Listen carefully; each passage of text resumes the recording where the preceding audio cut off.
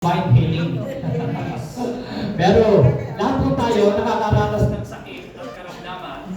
Pero mga kapatid, ang pag-aaralan po natin ngayong araw na ito, kapag nakuha nyo mula po itong month of June, ay mararanasan natin yung divine health. Gusto ba natin yan? Amen na ba? Magkaroon ka ng katawang healthy. Alam niyo po, ang mga Israelita, kung babasahin niyo po pag-aaralan niyo, for 40 years, naglakbay sila from Egypt sa lupang pangako, sa wilderness, walang nagkasakit sa kanila. Hindi uso sa kanilang sinisipon. Hindi uso nilalagnat. Hindi uso yung na-hospital. Kung babasahin niyo sa Bible, walang nanghina. Yun nga damit nila, hindi raw po nasira. So kaya hindi rin uso yung nagpapalit ng mga damit sa kanila dahil di nasisira. Yung kanilang sandals di nasira, sabi po ng Bible. So bakit gano'n? Nakaranas sila ng tinatawag na supernatural miracle ng Panginoon. Ako'y naniniwala, Jesus is the same yesterday, today, and forever. Amen? Amen. Sabihin po natin, ngayon pa lamang, totoo kaya yun? Pwede kaya mangyari yun? So mga kapatid, pwedeng mangyari kapag tayo na ng palataya. Amen? Kaya nga po ang topic natin, number 1, believing without seeing. Ano po ang ating topic ngayon? Believing without seeing. Believing without seeing. Tayo manampalataya. Alam niyo ho, ako ay na-bless, na-encourage po ako, super blessed po ako, at na-encourage sa aking binabasa at pinag-aaralang libro. At kung kayo po ay nagre-research sa Google, sa internet, i-research niyo po ang pangalan na si John G. Lake. Si John G. Lake po, mga kapatid, siya po ay isang pastor na missionary sa South Africa. At siya ho, sa loob ng 5 taon, ang kanyang ministry sa South Africa nung siya nag-mission, 1,000 pinagaling sa kanyang ministry, verified na healing. Hindi ko basta pinagaling, kundi dapat may sakit, ito ang katunayan na siya magaling na. May pruweba. So, ilan? 100,000. At alam niyo po, ang Washington, binigyan ho siya ng medical license na magtayo sa Spokane, kung saan siya nakatira sa Spokane, ay nagtayo po siya ng ospital. At sa ospital ho na yun, ay hindi mo umiinom ng gamot. Ang pinapractice doon ay tinuturuan. Halimbawa, may sakit, tuturuan nila ng Word of God. Hanggang hindi gumagaling, ituruan nila hanggang gumaling at makuha yung mensahe na siya'y magaling na. Tapos sunod, alam niyo ho ba, nasa lugar na sa Spokane, kung saan sila nakatira, may mga ospital na nagsara kasi wala nang nagkakasakit. Amen. Sabi ng mga isip ng mga hindi nananampalataya, totoo kaya yun? Believing without seeing. Marami kasing Kristiyano, kahit Kristiyano na, to see is to believe. Pag nakita ko, kung ako ay may cyst, kung ako ay may bukol, pag nakita kong yung bukol ay pimpis, maniniwala ako na ang Diyos ay papagaling.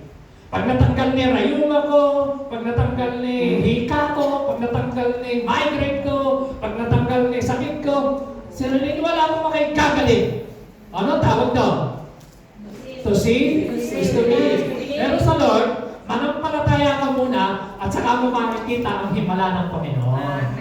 Gusto niyo bang makakita ng himala? Amen. Gusto niyo maranasan ng himala? Amen. So anong kinakailangan? You have to believe first. Kailangan manampalataya ka muna para makita mo ang gagawin ng Diyos sa buhay mo. So marami pong kaparaanan sa Biblia ng pagpapagaling. At ngayong araw na ito, ay tuturuan ko lang po kayo ng isa. Meron pong 12 kaparaanan sa Biblia na makikita natin kung paano matatanggap ng healing. Halimbawa, isang kaparaanan yung ikaw ay ipanalangin ng pastor o kaya yung pahiran ng may langis na may pananampalataya at ikaw ay gagaling o yung deliverance. So, pero ngayon mga kapatid, meron tayong mensahe na magpo-focus lang po tayo sa isa na ito. At ito po yung pinaka-foundation patungkol po para maranasan natin yung divine healing. Are you ready? Amen. Okay. John chapter 4 verse 48. Ang sabi ng John chapter 4 verse 48, unless you people see miraculous signs and wonders, Jesus told him, you will never believe. Maraming Kristiyani ganyan. Unless na makita nila ang miracle, di sila naniniwala. So, sila po ay mga to see is to believe. Hanggat hindi ko nakikita ang may pinagpapala ni Lord, hanggat hindi ko nakikita ang may magandang trabaho, hindi ako naniniwala may kaya i-bless ni Lord. So, ganun eh. May mga taong ganun yung kanilang paniniwala. So, naniniwala sila, pero limitado. Nakabase sila sa nakikita. Kaya ang Diyos mismo ang nagsabi diyan, ang kausap ni Kristo, yung isang royal official, pinuno na meron pong sakit yung kanyang anak, at yung kanyang anak ay dying na nasa bahay. Mamatay na. Malapit ng mamatay, dying. Ano? Sabi po ng Bible. Pero, sabi ni Kristo, kayo, kaya lang kayo naniniwala kasi nakakakita kayo ng mga miracle, signs, and wonders. So mga kapatid, kahit walang signs and wonders and miracle, dapat tayong matutong manampalataya sa Panginoon. Amen? Amen. Alam niyo ho, yung healing, alam niyo po yung bell, yung bell. Pag nag-ring, halimbawa ikaw ay merong employer, kamukha ho sa amin, sa trabaho. Pagka ho, kinats namin yung bell, maririnig ho ng mga kamarero, lapit. So alam niyo ho ba, mga kapatid, ang healing, yan ho ay parang bell ring. Pero ang tunay na mensahe ng Panginoon ay hindi yung healing, kung hindi yung healer. Amen? Marami kasing tao, hinahanap yung healing, hindi hinahanap yung healer. But Jesus is the healer. Amen? Maraming tao hinahanap yung provision, pero hindi hinahanap yung provider. So, ang importante, yung provider, pag meron ka, nandyan yung provider, merong provision. Amen? May mga tao hinahanap yung deliverance, pero hindi hinahanap yung deliverer. So, dapat natin makita, mga kapatid, ang sikreto. Kaya sabi ni Jesus, kaya lang kayo naniniwala kasi may signs and wonders and miracle. Kaya lang kayo sumusunod sa akin, sabi niya sa mga pinakain niya, kasi nabusog kayo. Paano kung hindi kayo nabusog? Pinakain niya 5,000. Kaya lang kayo sumusunod sa akin dahil kayo ay nangabusog, sabi ni Kristo. Paano kung walang blessing? Susunod ka pa rin? So mga kapatid, yan ang sinasabi ng Bible. Jesus told him, you will never believe. Pero alam niyo, sabi niya kay Tomas, ito sabi niya, then Jesus told him kay Tomas, because you have seen me, you have believed. Dahil nakita mo ako, kaya ka naniwala. Pero ito ang sabi ng Bible, blessed are those who have not seen and yet have believed. And yet have believed. And yet have believed. Mapalad yung nanampalataya kahit hindi nakita. So si Tomas, kasi nung si Kristo ay nag-appear mula sa mga patay, nabuhay siya, absent siya. Hindi siya kasama noon. Ngayon, nung kinukwento ng mga disipulo, na nakita nila si Kristo, di makapaniwala, kaya sabi ni Pedro, ng mga disipulo, nakita namin si Jesus nag-appear. Sabi ni Kristo, nung pangalawang appearance niya na sa kanila, kaya lang naniwala kayo kasi nakita niyo ako. Sabi niya ron, because you have seen me, you have believed. Kasi nakita niyo ako kaya kayo naniwala. Pero, sabihin ko sa inyo, sabi ni Kristo, mas mapalad, blessed are those who have not seen me and yet have believed. Mga kapatid, alam niyo ba, mas mapalad tayo kay Pedro. Amen? Mas mapalad tayo kay Tomas. Mas mapalad tayo sa mga disipulo. Di natin nakita si Jesus physically, pero nananampalataya tayo na siya ay Diyos na buhay, nabuhay sa mula sa mga patay, at nananatiling buhay, at magpakailanman buhay. Amen? Sino yung mapalad?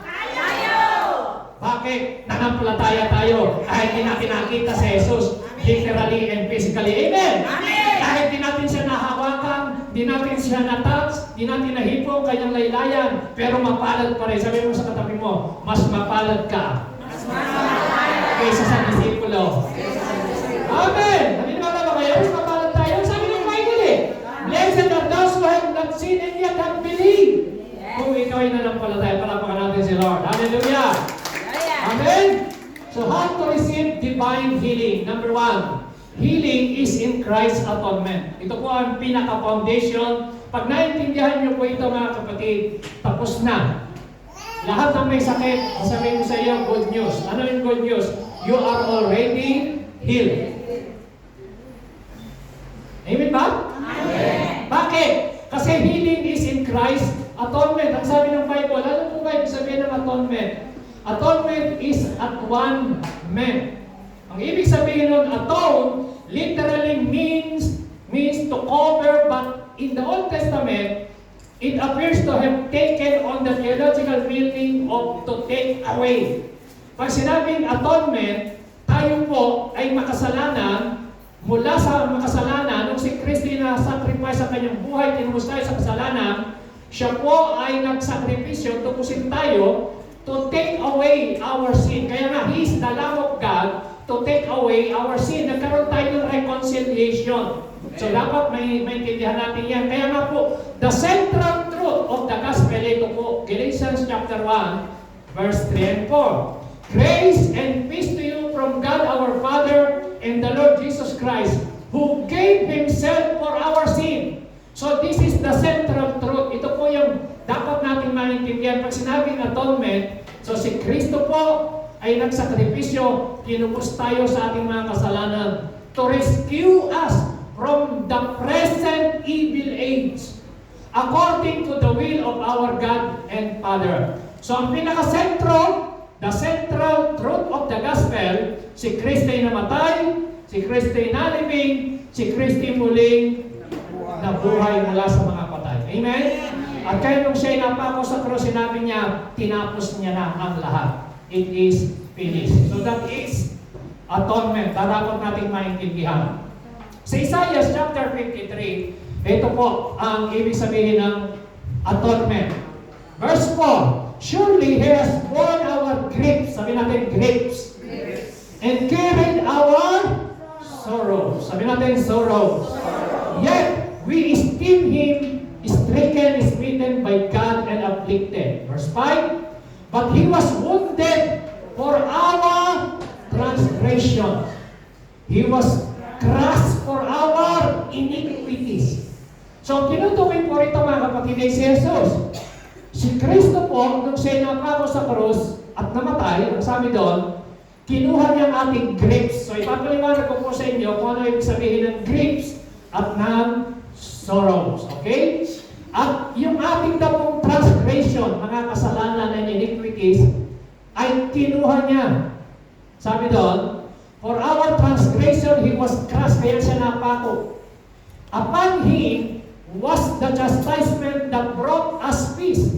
Ito po, and with His stripe, we are healed.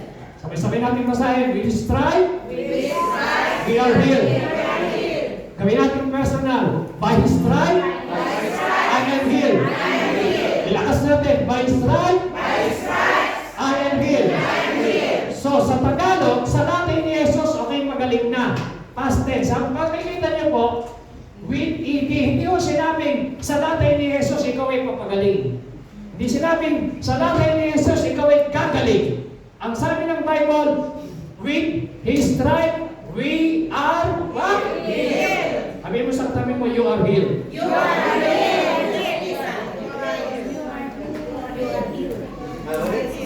Amen? Naintindihan niyo ba yan? So ito po ang pinaka-foundation. Pag naintindihan niyo po yung atonement, sa tatay ni Jesus, ikaw ay magaling na. 2,000 years ago. Mga kapatid, good news. Hindi pa tayo nagkakasakit, pinagaling na tayo ng Panginoon. Yes! Sino may sabi? Word of God. Amen. The word grief sa Hebrew sorrow means jolly or and mako. Alam niyo po ba, pinag-aralan ko kasi po, yung Old Testament, originally nasulat sa Hebrew. Ang New Testament sa Greek. So yung salita kong griefs and sorrow means malady and anxiety or calamity. So tinubos tayo ng Diyos sa kalamidad, sa mga anxiety sa ating mga kaisipan, mga sobrang depression, oppression, ng kaaway. Yung mako, this means Jesus bore our physical sickness, literally, sickness and diseases. Just as He bore our sin. So, naniniwala ba tayong tinubos tayo sa ating mga kasalanan? Amen. Ulitin kayo tanong. Naniniwala ba kayo na lahat ng ating kasalanan ay tinubos na tayo ni Kristo? Amen. Pangalawang tanong, pero naniniwala ka ba nung tinubos ka sa kasalanan, tinubos rin yung sakit at karamdaman? Amen. Yes. Amen. Amen. Tapos na namin sa akin. Hindi pa po. Ibig sabihin, you are healed. Dapat magkaroon ka ng enlightenment. Oo nga. Dahil sabi ng Bible, yung salitang griefs and sorrow, alam niyo po, yung mako, literally, Jesus bore our physical sickness and diseases. Literal na, yung sinapaw, kaya nga po yung mga latay niya, mga latigo niya, yung niligyan siya ng tinik sa ulo, sinaksak sa tagliran, ipinako, 7 types of redemption ng klase ng different kinds of sicknesses ng tao, yung ginawa niya sa ulo, pinawisan siya ng dugo, pangalawa, nilagyan ng tinik sa ulo, dumalo yung dugo, pangatlo, sinaksak sa tagliran, dumalo yung dugo, ipinako sa paa, dumalo yung dugo, pinako sa kamay, dumalo yung dugo. 7 times yun. 7 complete redemption na ginawa ng Diyos. Amen. Kompleto yun. So mga kapatid, tayo po, pinagaling na ng Panginoon. At natupad yan, nasa Bible sa New Testament. Matthew chapter 8 verse 17, sabi ron, this was to fulfill what was spoken through the prophet Isaiah. Di ba binasa natin kanina Isaiah 53? Old Testament, nangyari po yan ang sabi ron, He took up our infirmities and carried our diseases. Sabihin natin, He took up our infirmities and carried our diseases. So, si Kristo po, nung napako sa cross mga kapatid, He took up, kinuha. Sino sa inyo naniniwala na lahat ng ating mga sakit at infirmities ay kinuha ng Diyos? Nasa Amen. Ha? Amen. Naniniwala ba tayo? Amen. So, ibig sabihin, i-claim mo na lang, pananampalatayanan mo na lang, kasi kinuha na pala ni Kristo yung sakit at karamdaman. Nung tayo naman, nung sinama ko sa krus. Tingnan niyo po sa ibang translation. God's promise came true just as the prophet Isaiah had said. He healed our diseases and made us well. Sabi niyo, He healed our diseases. So hindi sinabi doon, past tense yun, He healed, pinagaling ka na. Kaya sabihin mo ulit sa katabi mo, pinagaling ka na ng Diyos. Ha? Naniniwala ko kayo? Oh. Pinagaling na. Sa ibang translation, sa New Living Translation, He took our sicknesses and removed our diseases. Remove. Kinuha niya yung sakit, ni-remove lahat ng diseases ng tao. Alam ko, meron kayong mga question, Pastor, bakit nagkakaroon ng sakit at karamdaman? Pastor, bakit ako may sakit? Pastor, bakit nararanasan kang pamilya kay ganito? Pastor, so mga kapatid, yan nga po, dapat maintindihan mo, number 1, na ang healing is in Christ's atonement. Yan muna, maniwala ka muna, masettle muna ang iyong pananampalataya, magkaroon ka muna ng 100% na pananampalataya na by the stripe of Jesus you are healed at yung mga susunod mangyayari na sa iyo. Amen? Amen. Yan ang number 1. Dapat maniwala ka sa ginawa ni Kristo. It is finished. It is done. Tapos na. Ang kailangan na lang, paniwalaan natin yung ginawa ng Panginoon. Amen. Amen? Anong sabi niya? Praise the Lord, O my soul, and forget not all His, sabi niyo po, benefits. Benefits. Tayo po mga kapatid, pagka nag-a-apply ng trabaho, hinahanap palagi natin yung benefits. Tama po ba? Amen. Amin na ba? Kasi nag-a-apply tayo ng SSS kasi meron tayong benefits. Amen? Pag nagpapa-interview sa mga amo, ano ba ang benefits ko? Meron ba akong 2 days day off, 3 days? Meron ba akong double pay? Meron bang vacation pay? So mga beneficiary na hanap natin. Alam niyo mga kapatid, meron good news. Nung si Kristo napako sa krus, dapat mong maalala, meron kang mga benepisyo na dapat para sa iyo. Dapat natin i-claim. Ano yun ang sabi ng Bible? Forget not all His benefits. Dalawa lang yan, binanggit sa verse 3. Pero kung babasahin niyo po yung tuloy-tuloy, verse 4, verse 5, verse 6, verse 7, marami pang iba. Pero diyan lang po tayo sa dalawa na yan mag-focus. Ang sabi ron, do not forget all His benefits. Ano yung number 1? Who forgives all your sins. So number 1, dapat mong maniwala, pinatawad na tayo sa mga kasalanan. Amen? Amen na ba? Pangalawang benefits, ano yun? What? Lakas. Lakas. Parang power. Lakas. Heal some of your diseases. Amen? Heal your what? Some? Cancer, kasama? Incurable disease, kasama? Lagnat, kasama? Allergy, kasama? Migraine. So, lahat ng may pangalan na sakit, kasama dyan. Amen? Itong good news. Every knee shall bow, every tongue confess. Ang sabi ng Bible, lahat ng pangalan na sa ibabaw ng lupa, sa ilalim ng lupa, sa itaas ng lupa, ay luluhod sa pangalan ni Jesus. Amen? Kaya kung may pangalan ng sakit mo, luluhod yan sa pangalan ni Jesus. Amen? Bakit? Kasi sabi ng Bible, who forgive all your sins and heals all your diseases. All! Hindi pa nga dumarating yung sakit, mga wala pang pangalan pa, pangalanan pa lang. Pinagaling ka na ng Panginoon. Yan ang ginawa ni Lord. Palakpakan natin sila. Amen? Timothy, 1 Peter chapter 2, verse 24. Samahan niyo po akong magbasa ng malakas para po matandaan natin yung verse na ito. Go! He Himself bore our sins in His body on the tree, so that we might die to sins and live for righteousness. God has natin. By His wounds you have been healed. Lakas po ulit. By His wounds you have been healed. Turo may katabi mo, sabi mo, by His wounds you have been healed. Tayo lang tayo tumayo. Tayo kayo, sabihin niya sa katabi mo, 2-3 tao, by His wounds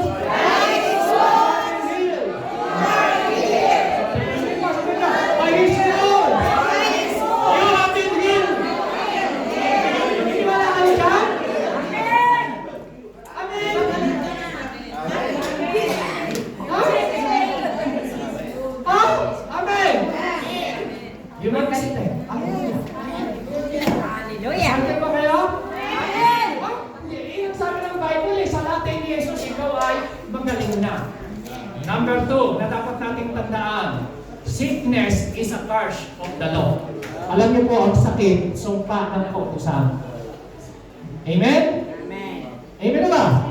So, ang sakit, hindi galing kay Lord, at hindi po tayo tinuturuan ng Lord dahil tayo nagkakasakit.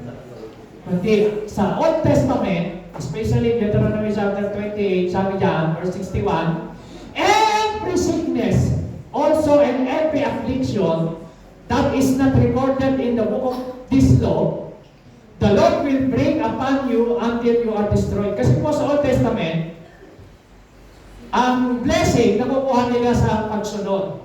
Pag sila sumunod, blessing. Deuteronomy 28. Pag nag-disobey sila, mga sumpa ang mararanasan nila.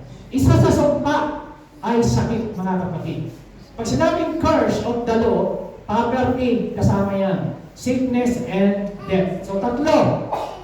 Death, sickness, and poverty. Yan po yung curse of the law. Ngayon, ito po ang good news. Ang sabi ng Bible, Galatians 3:13, Christ redeemed us from the curse of the law. So ibig sabihin, tinubos ka na ni Kristo sa sakit. Sino naniniwala tinubos na ni Kristo sa sakit? Amen! Naniniwala tayo? Amen! By becoming a curse for us. So si Kristo, lahat ng sumpa ko, nung sila pa ako sa krus, lahat ng kahirapan ko, lahat ng sakit, lahat ng even the spirit of death, napunta kay Kristo. Dahil siya yung napako para sa akin. So mga kapatid, kaya po, yan ang number 2 na dapat natin maintindihan, ang sakit ay curse of the law. Ngayon, paano mo itatrato, paano mo tatratuhin ang sakit kapag lumalapit sa buhay mo, kapag kumakatok sa inyong bahay, sa inyong pintuan, how do you respond? Paano ka mag-response? Ha? Ito po sabi, number 1, destroy sacred cows concerning sickness and power. Ano po yung sabihin niya? Mga kapatid, dito po kayo sa tumingin. Ano po yung sacred cows? Alam niyo po sa India, yung mga cows, yung mga baka, sa halip na maging pagkain nila, hinasakpan pa nga nila ginagawa nilang Diyos. Alam niyo yung mga Israelita na naalala ko, nung sila po ay nasa wilderness, nung si Moises ay umakyat sa Mount Sinai, pausap ang Diyos 40 days, and for 40 days po siya, 49, nakikipag-usap sa Lord, nung bago ibigay yung 10 Commandments. Mga Israelita, ginawa nilang gintong baka yung kanilang mga alahas at sinamba nila. Alam niyo, mga kapatid, tayo ang mga panahon natin ngayon, meron tayong mga sacred cows. Alam niyo yung sacred cows? Halimbawa, ganito. Kaya ako nagkakasakit kasi kalooban to ng Diyos sa buhay ko. Ang tawag doon, maling paniniwala, sacred cows. Dapat, i-destroy mo yan sa iyong kaisipan. Kasi, ang sakit, mga kapatid, pag mali ang iyong pinaniniwalaan, wrong believing, wrong living. Are you listening? Amen. Sabi mo sa katabi mo, huwag kang matulog. Wala namang natutulog. Gising ka. Amen? Paalala lang. So, wrong believing, wrong living. Right believing, right living. Pinakikita, halimbawa, alam niyo po nung araw, ang paniniwala ko, habang ikaw ay nagsasuffer, naghihirap ka, lalo kang napapalapit sa Diyos. Kasi, kulang ako sa knowledge no, sa Word of God. Tapos, meron akong mga katuruan na mga namana ko pa ng mga katuruan ng mga unang panahon na kinakailangan magtiis ka, hindi mo masamang magtiis ha, hindi ko sinasabi huwag tayong mag-aral ng patience. Kundi ang pinakikita ko rito, meron tayong mga maling paniniwala sa kaisipan na dapat i-destroy mo muna, tanggalin mo muna, mag-renew tayo ng kaisipan para maranasan natin yung himala ng Diyos. Amen ba? Amen ba? So, halimbawa, yung sakit at karamdaman. Ito ang paniniwala ng iba. Kaya ako nagkasakit kasi pinarurusahan ako ng Diyos. Kaya ako nagkasakit kasi tinuturoan ako ng Diyos. Ngayon, ito ang tanong. Kung naniniwala ka na tinuturoan ka ng Diyos sa pagkakasakit, bakit ka nagpapagamot o nagpapa-hospital? Di dapat huwag ka na lang magpagamot para yung pagtuturo ng Diyos ay tuloy-tuloy. Kaya ituro pala ng Diyos eh. Ha? Amen? Amen. So, ibig sabihin, ang pagkakasakit mga kapatid, meron pong dahilan niya, spirit. Merong sakit na gawa ng body spirit. Meron naman po sakit na tayo nagkakasakit dahil sa kapababayaan natin at sa kakulangan ng ating disiplina sa sarili. Amen? Amen. Pero sabi doon, number 2, recognize, sabi natin, recognize sickness, disease as an enemy, bad spirit. Naalala niyo po sa Bible, meron pong kuba, yung pong kuba siya, 18 taon yung babae na kuba. 18 years. Di po ba? Nung na-encounter niya si Jesus Christ, alam niyo po yung kuba. Nakita mo kayo ng kuba? Yung naka-ganon, hindi naka-diretso yung katawan. Yes, tatay ko po ba? 18 years! Pinaparusahan sa ano na-encounter ni Kristo. Alam niyo, pinalayas yung, hindi naman niya pinag-pray. Na, kuba, pinag-pray kita sa pangalan niya, hindi ka nun na maunag ka. Alam niyo, kinuha niya. Yung spirit of infirmities, come out. Pinalayas niya sa babae. Alam niyo nangyari? Tumuwid yung katawan. Kasi yung spirit ng pagkakuba, binibigay pala ng demonyo, bad spirit. So siya po, 18 years na pinarusahan. 18 years! Imagine, mga kapatid, bad spirit. So recognize sickness and disease as an enemy. Kaaway! Amen! Amen! Tayo ho mga kapatid, paano tayo nagagalit pagka mayroong nagsalita sa iyo ng pangit? Kuminsan tayo ho yung ating galit. Yung galit, ginagamit lang natin sa ating kapwa sa tao. Alam nyo, magalit ka sa bad spirit, magalit ka sa espiritu ng sakit, kasi ang sakit is enemy. Tandaan niyo po ang sabi ng Bible, Ephesians chapter 6, we wrestle not against flesh and blood, but against principalities and spiritual spirit in the heavenly world, heavenly realm. So we wrestle not against flesh and blood. Ang kalaban natin spiritual. Kaya ang pinag-uusapan natin, mga kapatid, in the spirit, pagka ikaw ay mayroong sakit karamdaman, dapat ma-discern mo, baka kaya ka nagkakasakit kasi gagawa ng spirit, mayroong bad spirit na dapat mong palayasin. Amen? Amen! Amen? Kaya itrato mo siya na enemy. Kaya ang sabi ng Bible, resist the devil and the devil shall flee from you. Resist. So, ayun ang sabihin ng resist the spirit of sickness. Alam niyo, ibig sabihin ng resist is to fight against. To fight against him, against Satan, against sickness. So, paano ka bang makipaglaban? Kailangan iisa lang sa mo, demonyo ng sakit, wala kang karapatan sa akin. Pag sinasabi mo, kaya ako nagkakasakit kasi parusa ako ng Diyos, kasi may tinuturan niyo sa akin, kaya ako nagkakasakit kasi ganyan lang, ako'y tao lamang, ganyan talaga buhay. Ibig sabihin, winewelcome mo. Halimbawa, may pumatok sa inyong bahay. May daladalang isang bag na basura. Itatapon sa loob ng bahay mo, ano gagawin mo? Ha? Ano gagawin nyo? Tatagapin nyo, hindi? Data boy! I-review! Nakita mo, kumakatok pala. Ano yan? Basura. Tatapon mo sa loob ng bahay mo. Tatagapin mo, hindi? Yes! Lumayas ka. Pagbubuksan, yung iba.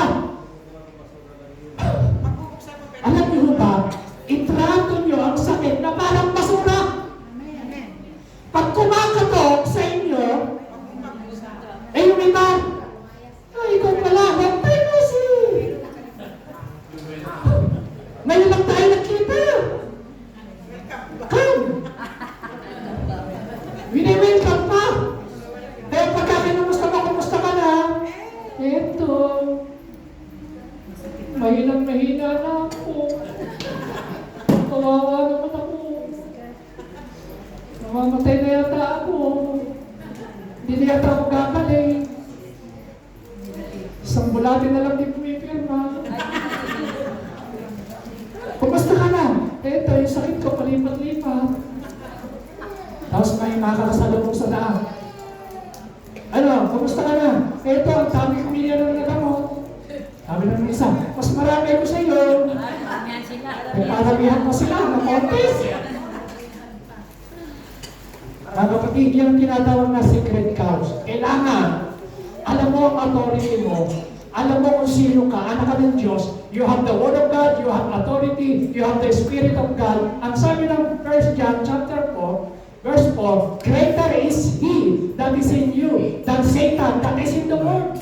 Greater is Jesus that is in you than sickness that is in the world. So si Kristo po naparito to destroy the works of the devil. Kaya pag kami nararamdaman kang sakit, alam niyo po ba, kung minsan ang kaawa ay tinatry niya na maglagay sa atin ang sakit sa ulo, mga sakit na migraine, mga kung ano-anong sakit. Ngayon, without your cooperation, kasi kaya lang po siya nakakapasok kasi nagko-cooperate tayo. Binubuksan natin ang pintuan. Kaya ang sabi ng Bible, don't give the devil any place from you. Huwag mong bigyan ng pagkakataon. Resist the devil. Resist! Sabi nyo, resist the devil. And the devil shall flee from you. So, yung pong sakit mga kapatid, kinakailangan, number 3, get fed up. Ayoko na sa'yo. Bakit? My body is the temple of the Holy Spirit. The Bible says, by the stripe of Jesus, 2,000 years ago, I am healed. Sabi niyo, I am healed. Sino sa inyo naranasan ng magalit? Nagalit sa anak, nagalit sa amo, nagalit sa kapitbahay, nagalit sa kaibigan, nagalit sa asawa. Siguro marami. Marami yan. Tama? Kung paano nyo ginagamit yung galit na yun, dapat the same anger, the same na galit, ganun kagalit sa sakit. Bakit? Kasi bad spirit. Amen? Ha? Hello? Naintindihan mo ba ako? Amen. Yung galit na yun, kaya nga, get me na dapat treat all sickness the same. Yung lang na, yung cancer, pareho lang sakit. Eh yung iba, ini-entertain yung, kumusta ka na? Ito, ayaw mong layasan ng sakit sa ulo. Kaya, minilkam ko na lang. Ayaw yung umalis eh. So mga kapatid, kailangan resist the devil and the devil shall flee. Alam niyo yung salitang resist? Tutanggihan mo, ayawan mo. Sino sa inyo minsan hinapol ka ng aso? Tapos sa inyo nakita niya, no! Di ba? May authority, may power. Ano nangyari sa aso? Tumakbo! Eh pag hinahabol ka ng aso lalo mo nahamuli. Ganyan si Satanas, pag nakikita kang click yung kanyang baos dito konti-konting sakit lang, effective. Uy! Kasabihin ng mga demonyo ng sakit, halika kayo dito. Itong Kristiyano na ito pagka nasa church, natutulog lang, bigyan natin ng sakit. Itong pagka nasa loob ng church, dito makikinig-maigin. Di naiintindihan ang pinakainingan, bigyan natin ng sakit. Kaya paglabas, walang naiintindihan, yung tinuro ni pastor, di naiintindihan, si Satanas, tuwa, kahit nasa loob ng church, okay lang sa kanya. Kasi, ang ninanakaw ni Satanas, mga kapatid, yung Word of God. Amen? Amen. Oh, kaya pag tinanong mo, kumusta ka na? Pagka natanungan ka ng Word of God sa puso mo, pag meron kang sakit karamdaman, kumusta ka na? I'm strong in Jesus' name. Amen? Amen. Sabi niyo, I'm strong in the Lord. I'm strong in the Lord. Tapos namin, pero yung hindi natatanong ng Word of God, walang salita na Diyos sa kanyang puso, kumusta ka na? Eto, mas malala kaysa dati. Ilang taon ko na nagpupunta sa church? 10 years na. Ay, kumusta ka na ngayon? Okay lang din. Ganun pa rin. Walang pagbabago.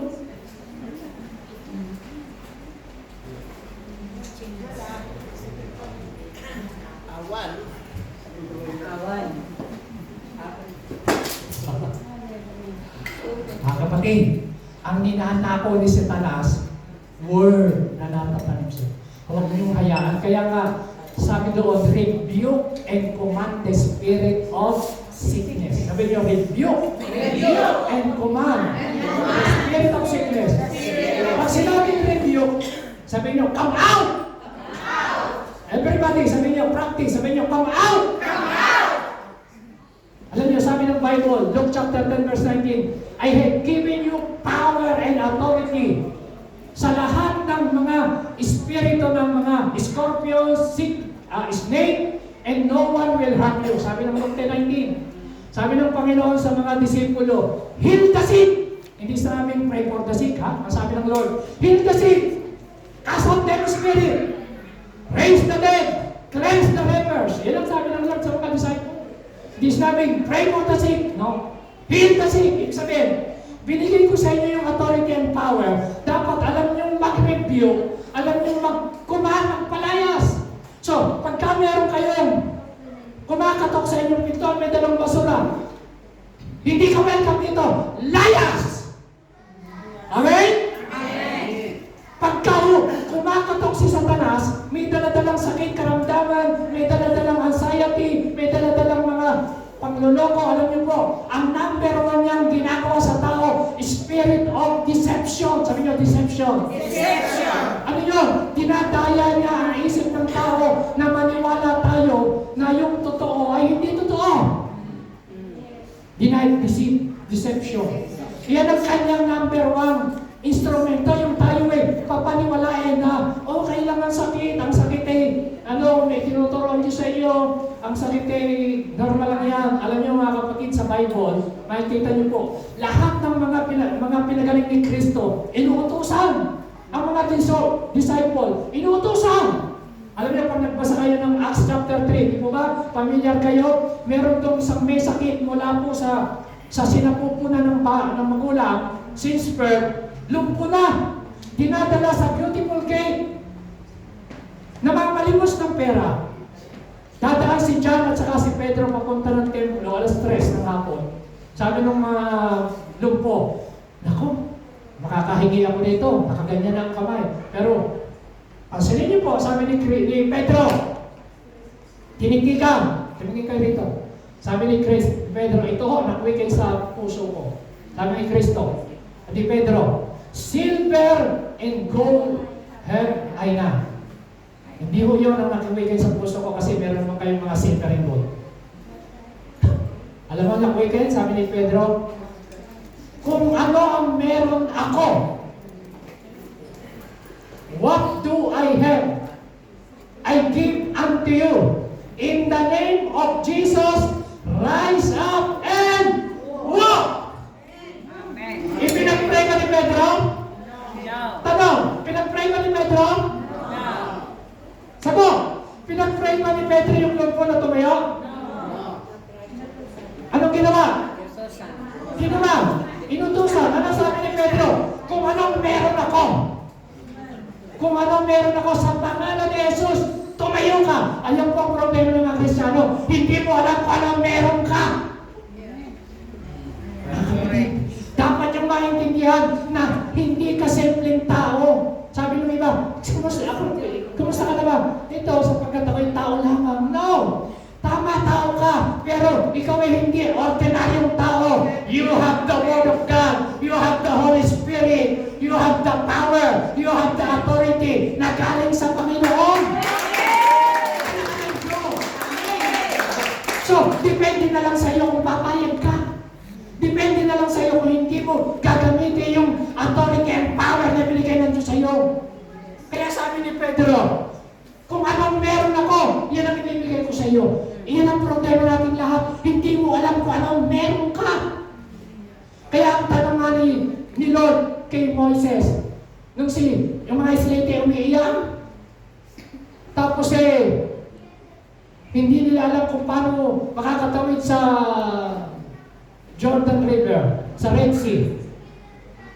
Hinahabol sila ng mga Egyptian army. Ano sabi ng Panginoon kay Moises? Huwag kang umiyak, ano meron ka? Tungkol. What do you have? Sabi niya ng Lord kay Moises, tungkol. O yan, yung tungkol na yan, itaas mo at mahati at dagat. Alam niyo mga kapatid, tumisan, hindi mo alam kung ano meron ka. Amen. Eh ang Bible, tinuturo po kung anong meron tayo, sabi ng Bible. Amen? Amen. Amen na ba? Amen. Anong meron tayo? Meron tayong authority and power na magpalayas ng demonyo. Kaya ho, rebuke and command the spirit of sickness. Sabihin niyo po, spirit of migraine. Come out. Spirit of cancer. Come out. Spirit of fever.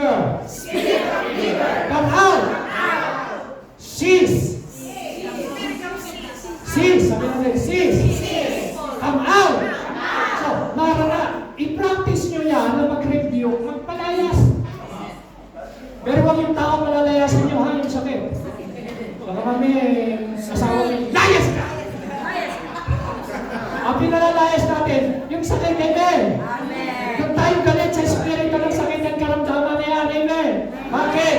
Kasi 2,000 years ago na. So mga kapatid, anong pangalan ng sakit na nilalagay sa iyo? Leukemia, diabetes, anong pangalan ng sakit? High blood, low blood, depression, allergies. Anong pangalan? Kidney problem. So sabi nung, ano bang klase ng sakit? So lahat ng pangalan ng sakit, pareho lang yan. Treat all sickness and diseases the same. Pareho lang. Rebuke and command. Amen? Speak to the problem, not to others about the problem. Sabi ng Bible, sabihin mo sa bundok na ito, yung bundok, simbolo ng sakit ng problema, kakausapin mo siya. Oy, sakit, lumayas ka in Jesus' name. Pagka sinasabi natin, Lord, palayasan niyo po yung sakit sa aming katawan. Sabi ni Lord, oy, mali ang iyong panalangin. Ikaw ang magpalayas. Bakit? Hindi si Lord ang magpapalayas kasi pinigyan niya yung authority and power sa iyo. Pero yung ating panalangin, kaya hindi effective, mali. Kasi sabi natin, Lord, palayasan niyo po ang mga sakit karamdaman sa aming katawan. Sabi ni Lord, kasi pag nagpipreach yung pastor mo, hindi ka nakikinig. Kaya wala ka tuloy naiintindihan. Buti na lang mga church of the people nakikinig. Amen! Lahat naiintindihan. Amen! Amen pala pala. Amen! Amen! Kaya pag nandiyan ang kaaway, nagdadaya. Sabi ng mga demonyo, umalis na lahat ng may sakit. Alis na tayo sa Church of the Rock. 10 buwan yan. Saka na lang tayo pumalik pagka mayroong nakalimot. Pero walang makakalimot. Amen? Amen na ba? Wala nang babalik. Kaya sabi ko sa inyo, hindi po ako nagtuturo. Magaling ka na! Amen! Alam niyo mo kaya, Ate Lisa? Magaling ka na! Blood! Fear! Magaling ka na. Naniniwala ka ba magaling ka na? Sabihin ba? Siguro. Amen! Magaling! Alam niyo mga kapatid, sa Bible, magbasa kayo, 27 times. Lahat ng may sakit, sa gospel pa lang, si Jesus Christ, pinagaling ang mga may sakit. 3 dahilan kung bakit di natin matatanggap ang healing, divine healing. Number 1, kumisan, because of our unbelief. Si Kristo hindi nakagawa ng maraming himala sa kanyang lugar na kung saan siya isinilang. Dahil ang mga tao rin ginaniwalang masyado sa kanya. Because of their unbelief. So, alam niyo po ang ibig sabihin ng unbelief? Refusing to believe in God and His Word. Yun ang ibig sabihin ng unbelief. Yung bang, alam mo na, napapakinggan mo na, tinuturo na, pero yung isip mo, nagre-refuse. That is, ano tawag doon? Unbelief. Unbelief. Number 2, na dahilan kaya tayo hindi gumagaling because of disobedience. Kasi, meron tayong ayaw natin sumunod sa pinagagawa ng Panginoon. And number 3, sin. So mga kapatid, ang sakit, merong kayang-kayang pagalingin ng Panginoon. Number 3, dito po tayo magtatapos sa number 3. At meron po tayong word supper. How to receive divine healing through His Word and personal faith. Through His Word and personal faith. So kailangan natin ng Word of God. Tingnan niyo po istorya.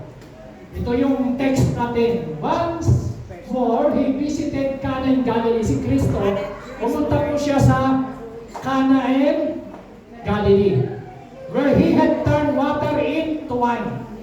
And there was a certain royal official whose son lay sick at Capernaum. Alam niyo po, mga kapatid, makinig kayo. Okay po ba kayo? Amen. Kaya pa ba? Amen. O sa isang linggo na lang ito. Kaya pa? Amen. Kung kaya pa, sumigaw tayo ng Amen! Amen! Praise the Lord! Praise the Lord. Sige, kaya pa. Alam niyo po yung Galilee at saka Capernaum, kung lalakarin mo ang layo, mga 7.5 hours. Ganon ang layo. So si Jesus Christ, pumunta ng Galilee. Nabalitaan ng isang tatay na royal official na si Christy nandun, si Christy kumuha ng himala. Dati, yung first miracle niya, yung tubig ginawang alak. Okay? Ngayon, sabi ng kanyang tatay na yon, yung aking anak nandun sa Capernaum, may sakit. Hindi niya kasama, ha? Mga kapatid, hindi niya kasama. Imagine po ito, yung tatay lumapit kay Jesus, yung kanyang anak, nasa bahay niya, hindi niya kasama. Pero humihingi siya ng healing.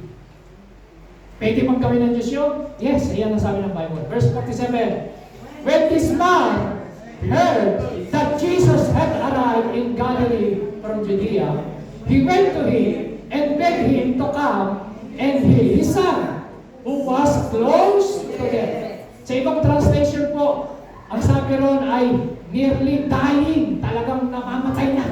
Close to death. Mamamatay na yung kanyang anak. Ibig sabihin, grabe.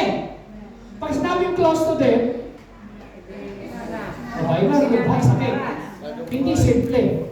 Right? Okay. Verse 48. Samahan niyo po ako magbasa. Unless you people see miraculous signs and wonders Jesus told him, you will never believe.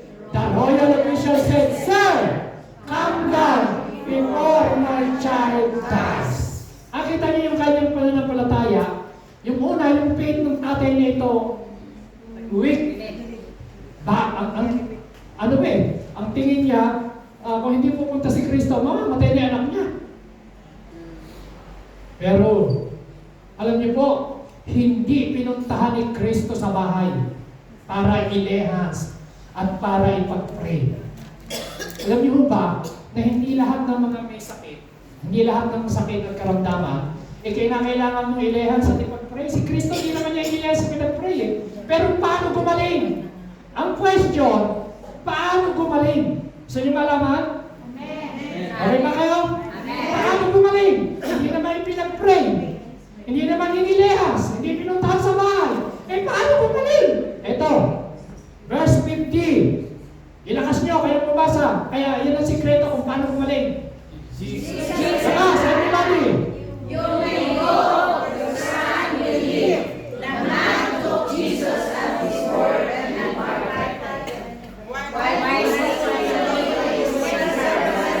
Yan pala sikreto. So kaya gumaling, ito mga kapatid. Jesus replied, you may go.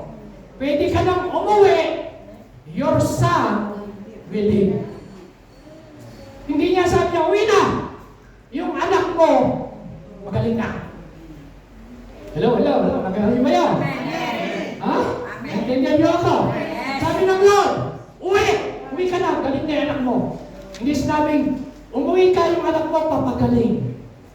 Hindi sinabing, uwi ka yung anak mo, mga 30 minutes, gagaling na yun. Hindi ka nun eh. Umuwi ka! Yung anak mo, magaling na.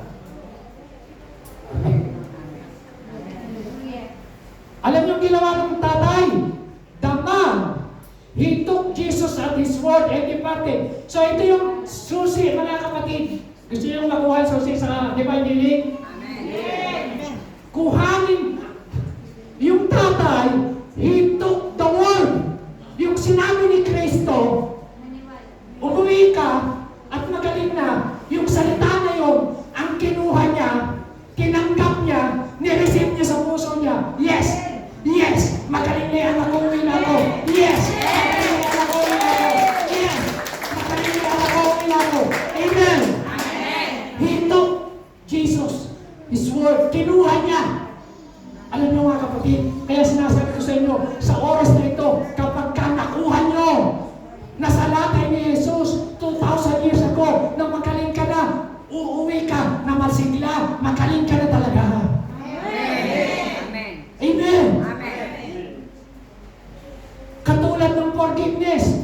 Naniniwala ka na pinatawad ka na ng Lord. Amen. Amen. Naniniwala ka na meron kang eternal life. Amen. Amen. Naniniwala din tayo na meron ka ng healing. Pinagaling ka na ni Lord. Pareho lang yun. Nung si Kristo tayo kinubos sa kasalanan, ganun din, kinubos tayo sa sakit at karamdaman. Kaya sabi doon, nung sinabi ni Kristo, go! Uwi! Magaling na yan ako. Your son. Sa ibang translation, tinan niyo po. Sabi doon, tinignan mo po sa ibang translation yan, yung verse 15, makikita niyo po ang sabi ron, your son is healed already. Magaling na, hindi yung papagaling. Pinagaling na. So mga kapatid, dapat kuhanin mo yung word of God. Amen? Amen. Amen? Ano yung, alam niyo po, verse 51, while he was still on the way. Imagine niyo po yung tatay, iniwan yung anak, dying, may sakit. Na-encounter si Kristo, akong umuwi. Sabi ni Kristo, may kalat, magaling na anak mo. Alam niyo po, ini-imagine ko yung tatay siguro nakangiti. Kasi kinuha yung word eh. Hindi siya yung, naku po, totoo kaya magaling na anak mo? Ano kaya? Bumalik kaya o ano nangyayari? Bumalik na kaya? Hindi! While he was still on the way, na-encounter niya yung servant niya galing sa bahay. Alam niyo, sabi, may good news. Yung anak mo, magaling na. Yung anak mo, buhay na. Amen?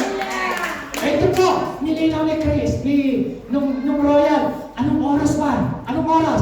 Anong oras gumaling yung anak ko? Anong oras? Sabi niya, excited si tatay na malaman kung anong oras. Itong sabi, the fever left him yesterday at the 7th hour. Ang ibig sabihin, alauna. Then the father realized that this was the exact time of which had said to him, your son will live, and he and his household believe. Tingnan niyo, nung oras na kausap ng tatay si Kristo, yung oras na yon, nung sinabing magaling na, yung oras na yun na nasa bahay, sa eksakto, magaling na yung anak niya. Amen. Nakuha niyo po? Amen. Ang ibig sabihin, 2,000 years ago, nung sinabi ni Kristo na magaling ka na, ang Diyos hindi nalilimitahan ng layo ng distansya. Amen? Amen? Walang distansya sa Panginoon. Pag sinabi ng Lord, alam niyo po yung, di ba, yung centurion, sabi niya, yung servant ko may sakit. Just say the word and my servant will be healed. Anong ginawa ni Kristo? Sige, according to your faith, umuwi ka na, magaling na yung servant mo. Umuwi, magaling na. Alam niyo mga kapatid, yan din ang sinasabi ng Panginoon. Dapat manampalataya ka na kuhanin mo yung word of God. Yung word, yung pangako ng Diyos sa iyo. Kung meron kang sakit karamdaman, hanapin mo, ano ba sinasabi ng salita ng Diyos? At yung salita ng Diyos, kuhanin mo, i-welcome mo, itanin mo sa iyong puso. Kasi po, ang namumunga na word of God yung natatanim sa puso. Amen. Halimbawa, ako ngayon, isang oras ako nag-preach. Tanong, ay natanim ba? Amen. Kung ano lang yung natanim sa puso mo, yun lang ang mamumunga at mabubuhay. Kasi kung hindi nakatanim, walang resulta. So, kailangan matanim.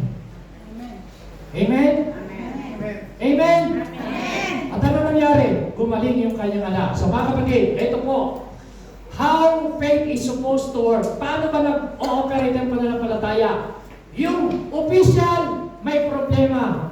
Ang problema, yung anak niya may sakit. Ang ginawa niya, dinala niya kay Jesus yung kanyang problema. Man brings problem to Jesus. Anong ginawa ni Kristo? Nangako siya. Jesus makes promise to man. Go, and your son will live. And your son, magaling na. Anong ginawa ng lalaki, ng tatay? Man takes Jesus at His word. And number 5, it's come true. Nangyari na. Mga kapatid, yan ang step by step kung paano nag-work yung ating pananampalataya. Pag may sinabi ang word of God, by the stripe of Jesus you are healed, tanggapin mo. Paniwalaan mo sa puso mo.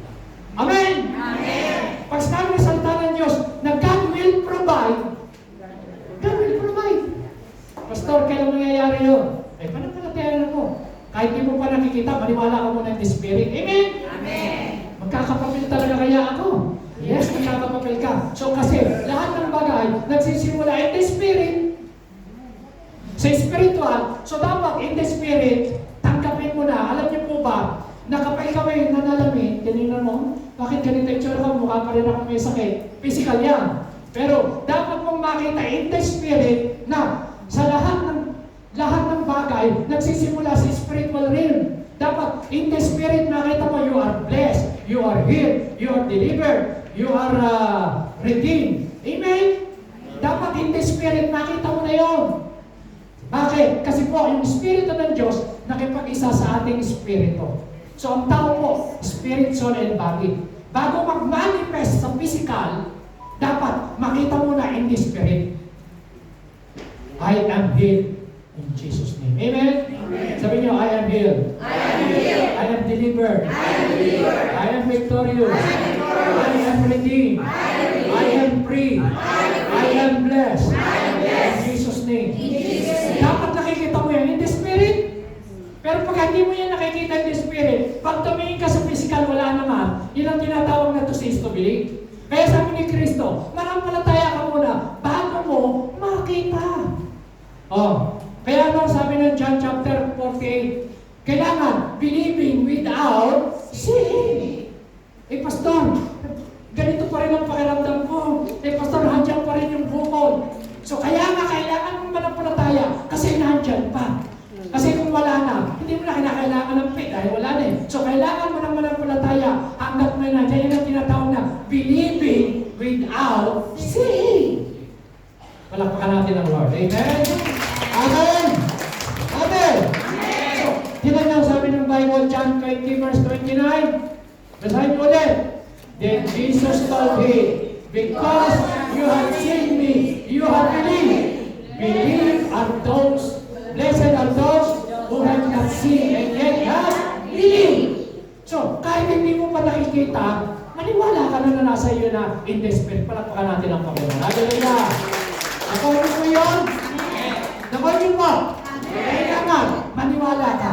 Alam niyo, mga kapatid, ako naniniwala. Kayang punuin ng Diyos itong upuan na yan. Amen? Naniniwala ba kayo? Amen! Na kayang lahat ng upuan dito, punuin ng Diyos? Amen! Kaya magpadala ang Diyos ng mga tao from the north, east, south, and west. Amen? Amen! Isang imposibleng sakit lang ang mabuhay. Alam niyo po sa test sa panahon nila Pedro, isang lumpo lang ang lumaya. 5,000 na convert. Isang tao lang. Isang tao lang. 5,000 nakakilala sa Panginoon. Sabi ko nga, isang miracle lang. Alam niyo dito sa church, marami nang ginawang himala ang Panginoon. Naalala niyo po si Sister Connie? Naalala niyo po si Sister Connie? Anong sabi ng doktor? 3 hours to live. Alam niyo po kung ilang taon pa binigay ng Lord sa kanya? Ilan? 12. Sabi niyo, pastor, namatay din. Pero bago namatay, nakatanggap ng himala. Di ba si King Hezekiah nagkasakit, binigyan ng 15 years ng Panginoon, namatay din siya, pero pinagaling ng Panginoon. Alam niyo si Sister Anne? Ana. May cancer yan. Nung pumunta rin niya sa church, may cancer. Nakita niyo, meron akong picture niya na yung kanyang ulo ay walang buhok. Nagpapagamot siya, pero ngayon haba ng buhok niya, completely pinagaling siya ng Panginoon. Amen? O kung nakinulo kayo, hanya sa Eva. Nagka-cancer. Nandiyan ka ba sa Eva? O yan, tinan yun, mas bumata pa kayo. O, ano nangyari sa buhok din niya? Praise God. Pinagaling na ang Panginoon sa Eva. Amen? Ano ba yung kanyang naging sakit? Cancer. So cancer, mga kapatid, yung lagnat, yung cancer, pareho lang sakit yan sa Panginoon. Amen? Amen! Yung iba kasi kung narinig, cancer. Parang ang hirap gumaling. Kasi hindi naman ikaw ang Diyos na nasa iyo, meron kang authority and power. Kayang, walang imposible sa amin ang awit natin kanina kapag nanampalataya ka sa Panginoon. Palakpakan natin sa iyo. Amen? Amen! Ito ang faith. Now, faith is being sure. Sigurado ka. Saan? Of what we hope for. Certain of what we do not see. Sigurado ang faith sure. Sabihin niyo po, now, faith is being sure. So ang faith, mga kapatid, pag sinabing faith, ngayon pa lang, naniniwala ka na, sigurado ka, hindi yung naniniwala ka ngayon, bukas hindi. Naniniwala ka ngayon, bukas hindi. Oy, kumusta na yung pinag-pray mo? Tagal, imposible siguro. Kumusta na? Okay naman. Pabago-bago, ang sabi ng Bible. Huwag umasang tatanggap ang pabago-bagong isip. Dapat, maniwala ka na mangyayari. Amen? Amen na ba? Maniwala ka. Ano ba na mangyayari? Ngayon pa lang, paniwalaan mo. Magaling ka na sa lahat ng sakit karamdaman. Amen? Sabi mo, certain tiyak ka of what we do not see. Sigurado ka sa hindi mo nakikita. Alam niyo ba, na lahat ng nakikita natin, mga kapatid, ay nagsimula sa mga bagay hindi nakikita. Sinabi lang ng Diyos. Amen? Kaya sabi ng Bible, fix our eyes not on what is seen, but on what is unseen. Ito, tumingin tayo sa mga hindi nakikita, spiritual yun eh. Kasi, yung nakikita, temporary. Amen? Pero yung hindi nakikita, yun ang eternal. Nakita ba natin ang Diyos? Hindi. Pero God is eternal. Palakpakan natin ang Panginoon. Amen! Nakita ba natin yung buhay na walang hanggan? Hindi. Pero meron tayong eternal life. So mga kapatid, spiritual. Dapat makita mo na in the spirit. May sakit ka ngayon? Dapat makita mo muna na you are healthy. Dapat makita mo muna na you are healed. Wala kang trabaho ngayon, broke ka. Dapat makita mo muna in the spirit na you are blessed.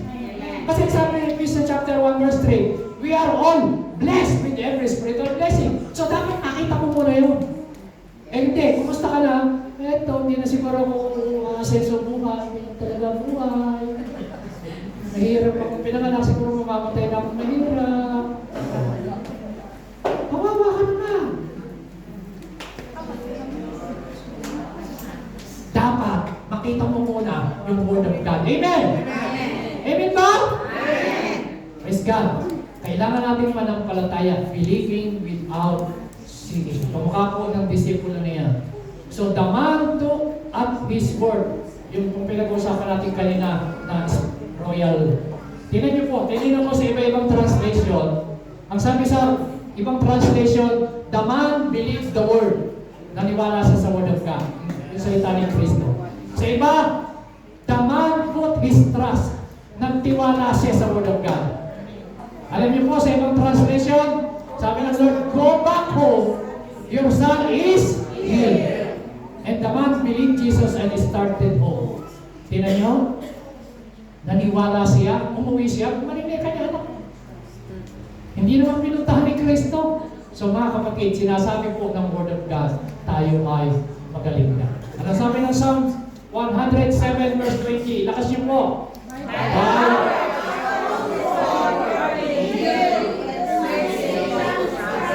Napakaganda na sinabi ng Lord. By the power of His Word, He healed you. Pinagaling ka na. Dahil sa kapangyarihan ng salita ng Diyos, mga kapatid, tayo ng lahat ay tumayo. So there is power ang Word of God. Dapat kuhanin natin. Amen? We healed you. Pinagaling ka na sa pamamagitan ng salita ng Panginoon.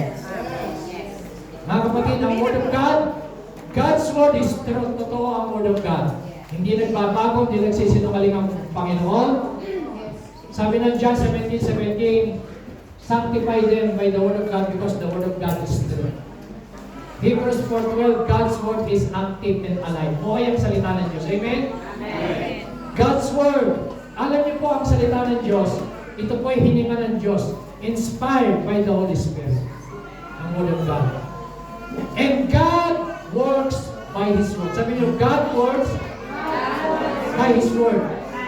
Ilakas natin, God works by His Word. Alam niyo, sabi ng Hebrews 11:3, lahat ng mga bagay na nakikita natin nagsimula sa mga bagay na hindi nakikita. And God's Word carries God's power. Pag sinabi ng Lord, may kasamang kapangyarihan yun. Pag nagrema sa buhay mo, sa puso mo. Power po ng Word of God eh. And God's words bring life and health. Proverbs 4:22. And God's words are full of spirit and life. Sabi ni Lord, The word that I have spoken to you are full of life and spirit. Kaya mga kapatid, ganito ka-powerful ang Word of God. Kapag naintindihan mo na wiki natanim sa puso mo, you are healed by the strength of Jesus. 2,000 taon ang nakaraan, magaling ka na. So yan po, kailangan natin. Amen? Amen?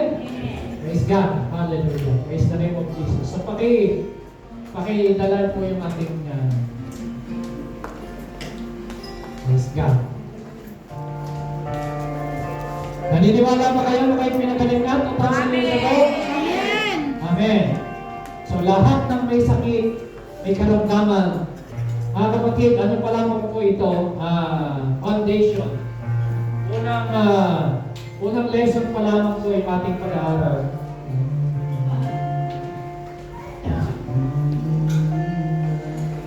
First lesson pa lang po itong ating pinag-aralan. Kung ito po ay nakuha nyo, praise God, you are blessed. Iuwi nyo po yung mensaheng napakinggan nyo, itanim nyo sa puso. Huwag nyo hayaang mawala. Huwag nyo po hayaang kakawin ni Satanas ang mga salita ng Panginoon. Amen? You are healed by the stripe of Jesus. Ang healing po ay kasama sa atonement. Pagka tayo tumanggap ng communion, ang sabi ng Panginoon, alalahanin nyo ako. Gawin nyo ito bilang pag-alaala sa akin. Ano ibig sabihin nun? Alalahanin mo, pag tumanggap ka ng communion na ito, 2,000 years ago pinagaling ka na ng Panginoon. Amen. Yan ang sabi ng Bible. Sa tuwing gagawin ninyo ito, alalahanin nyo ito bilang pag-alaala sa akin. Anong alalahanin natin? Yung ginawa ni Kristo nung siya po ay napako sa krus. Amen?